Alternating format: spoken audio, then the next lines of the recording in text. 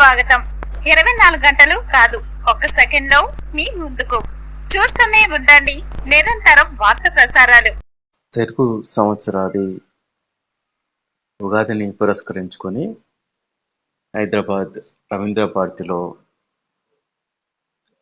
ఏర్పాటు చేసిన కార్యక్రమంలో పరాభవ నామ సంవత్సర